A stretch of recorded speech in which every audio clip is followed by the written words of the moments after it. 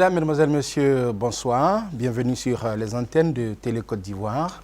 Nous avons le plaisir et l'insigne honneur de recevoir aujourd'hui Son Excellence M. Alassane Dramane Ouattara, président de la République de Côte d'Ivoire.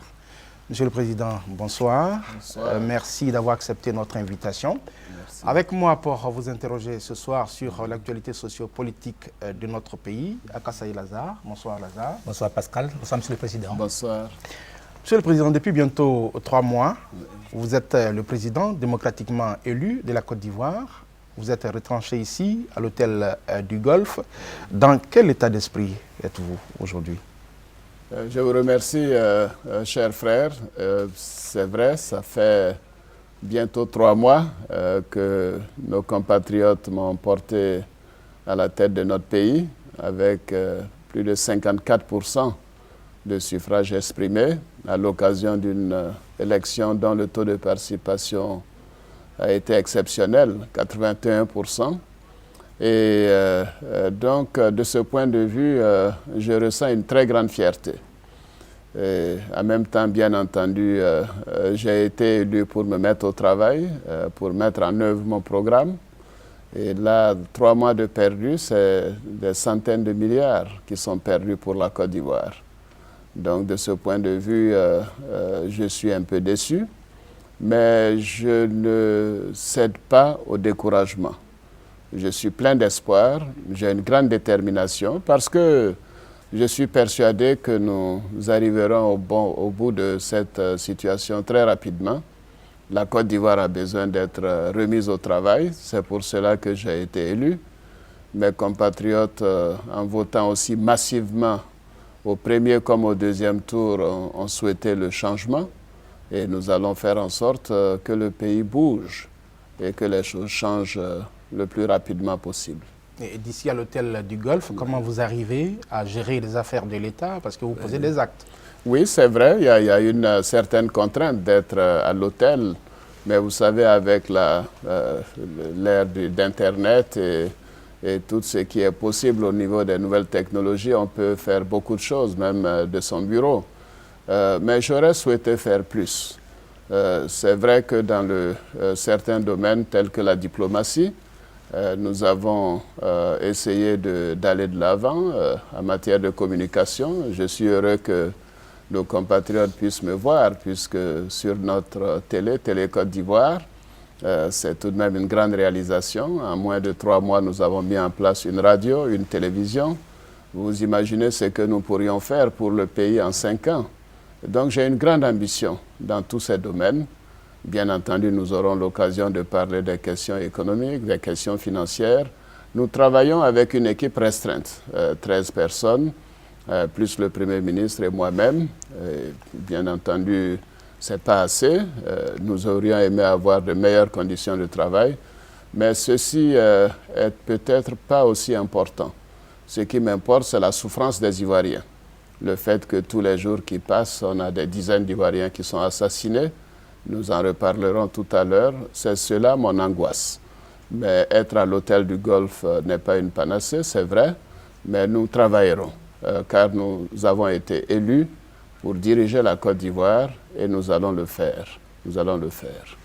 Dès les premiers instants de la proclamation des résultats, Monsieur le Président, vous avez bénéficié du soutien total de la CEDEAO, de l'Union africaine, de l'Union européenne et de l'ONU. Comment interprétez-vous cette caution universelle?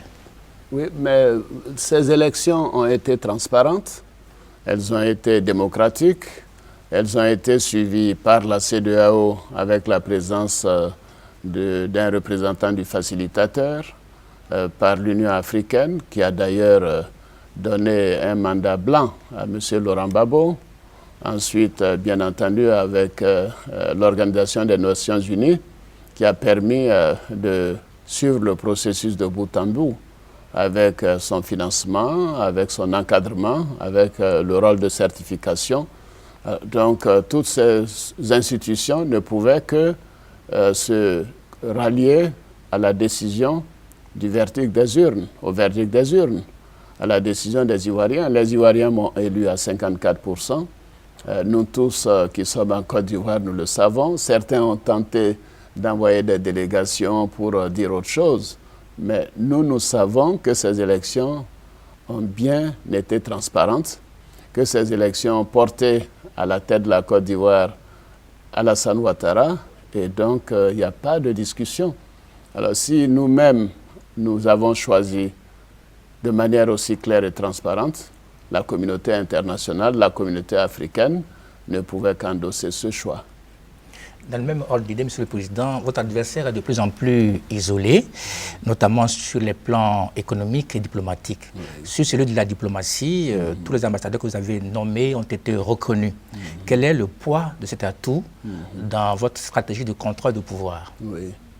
Je vous remercie, Lazare. Vous savez, un État, dans notre monde moderne, vaut par, bien sûr, sa population, ses citoyens, sa souveraineté, mais également par la reconnaissance internationale. C'est pour cela que des ambassadeurs sont accrédités auprès d'autres nations. Et c'est pour cela que les Nations Unies existent. Prenez même des États qui ont eu beaucoup de difficultés à être acceptés sur la scène politique internationale. Le Zimbabwe, Mugabe a des ambassadeurs à l'ONU. Vous prenez la Corée du Nord, ils ont des ambassadeurs un peu partout. Donc le fait d'avoir un ambassadeur est la reconnaissance de la légitimité et de la souveraineté. Et c'est pour cela que j'ai donné une grande priorité à la nomination des ambassadeurs. Ça, c'est le principe général. En deuxième lieu, notre pays a été frappé par une mauvaise représentation à l'étranger, du fait que mon prédécesseur a désigné à ses fonctions des personnes qui n'étaient pas des diplomates de carrière. Sur les 46 ambassadeurs que nous avions en poste à fin novembre, 22 n'étaient pas des ambassadeurs de carrière.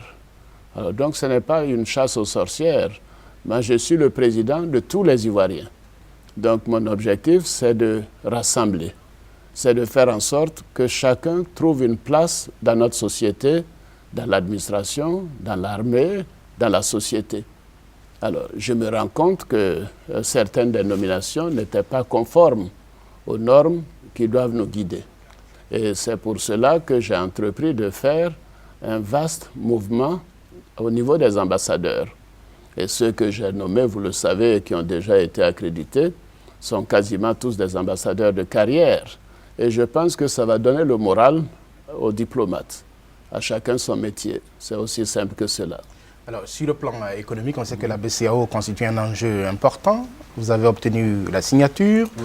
Vous avez pris également des mesures, notamment la suspension des exportations de café et cacao, oui. Aussi la gratuité de la vignette. Est-ce que ces mesures-là, Monsieur le Président, sont véritablement appliquées sur le terrain? Oui, Pascal, ces mesures sont appliquées. Vous savez, quand on arrive dans une situation de crise, il faut faire le diagnostic et ensuite poser des actes. Nous nous sommes vus confrontés à une situation ubuesque, une situation inédite. Un président battu aux urnes décide de ne pas partir, avec un certain nombre d'éléments de l'armée qui le soutiennent. À partir de là, il fallait préserver l'essentiel. La Côte d'Ivoire a déjà souffert de 10 années de crise.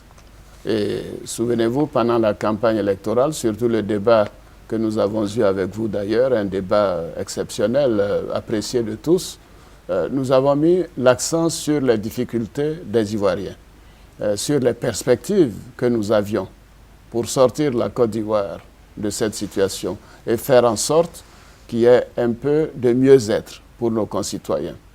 Alors, en arrivant, qu'est-ce que nous voyons? Nous voyons un groupe de personnes qui, pendant 10 ans, n'ont rien fait pour les Ivoiriens et qui, en même temps, commencent à piller les ressources de l'État. Et je vais vous dire quelque chose. Les premières investigations que nous avons découvert dans un pays que je ne citerai pas, que les 89 personnes sous sanction ont sur leur compte bancaire à l'étranger, dans un seul pays, plus de 150 milliards de francs CFA en 10 ans. Nous nous connaissons tous en Côte d'Ivoire. Arriver à accumuler une telle fortune en 10 ans dans un seul pays sur des comptes bancaires, c'est inadmissible. Et sans